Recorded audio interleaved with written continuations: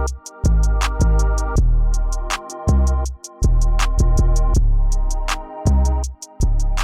now! What is up, everybody? My name is Mike Brown, aka Review King MB. Good, Croc. Stop fucking around. We got business. I can tell you handle the gun. Tick tock. Feed the croc.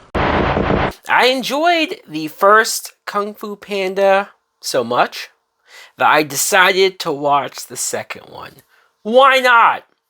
Kung Fu Panda 2 is a 2011 film that obviously once again stars Jack Black as Po, and I'm going to go out on a limb here. I enjoyed this movie, right? Like, there's nothing really wrong with it. I don't have any huge complaints and issues with it.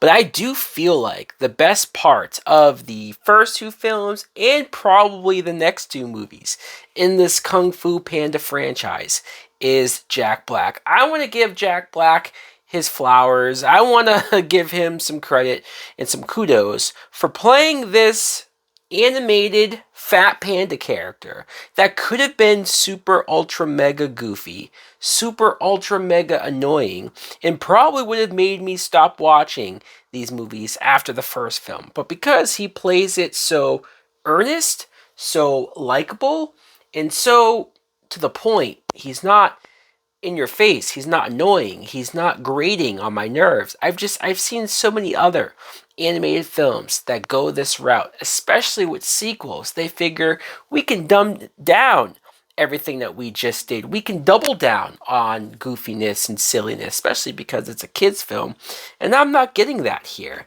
We have our core main cast that was in the first movie that comes back, like Dustin Hoffman, who's his trainer, his guy that taught him everything that he knows. I will say that he probably takes the most backseat out of everyone else that returns. Lucy Liu, David Cross, Jackie Chan, Seth Rogen. I guess a lot of these side characters, they're sort of just here to have their moments and have their jokey jokes. But I get a lot more out of Angelina Jolie's character, the tiger. Like, I like that because I specifically mentioned in my first review that I did want more out of her character, that she was sort of set up to be a potential badass, to be somebody that if Po wasn't around, if he wasn't the quote chosen one, she probably should have been the chosen one. There's probably an alternate universe movie where she is the Kung Fu Tiger.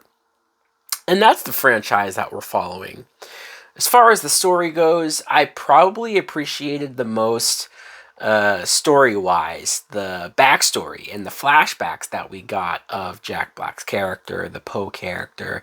We saw many flashbacks of what happened with his parents. Why did they abandon him? Why did they leave him? How did he end up in the arms or the wings of his father? Is his father, like, what kind of a bird is he? Is he a duck? Is he a goose? But I love the joke in the first movie of how everyone knew that he was adopted, but they never touched on it. They never talked about it. And it was interesting that they decided to do that in this film, where it is very much talked about. It is explored. Not only how he got there, but why and what happened to the parents. Like, all of that was the biggest sort of intrigue for me. It was the thing that I gravitated to the most. The villain is a peacock named Gary Oldman. Well, the peacock is named Gary Oldman. No, he is voiced by Gary Oldman. And obviously, Gary Oldman doing the voice. I mean, he's not a peacock, but he's doing the voice of a peacock.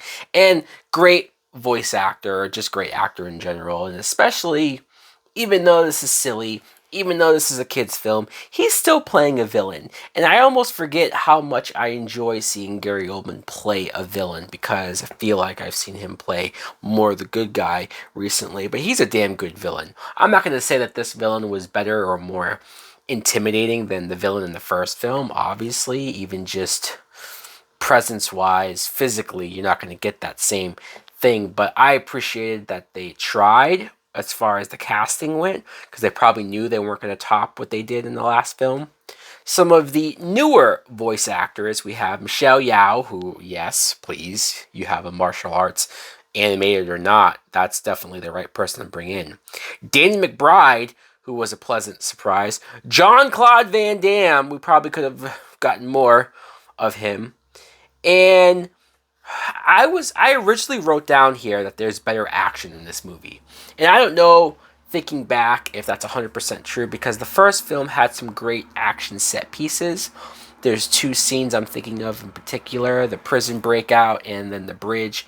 But this movie had some really good action stuff too. So the fact that I'm even debating in my head on which had better action, I guess that's a testament to how well in animation form they're able to up the action and do as much as they're able to do.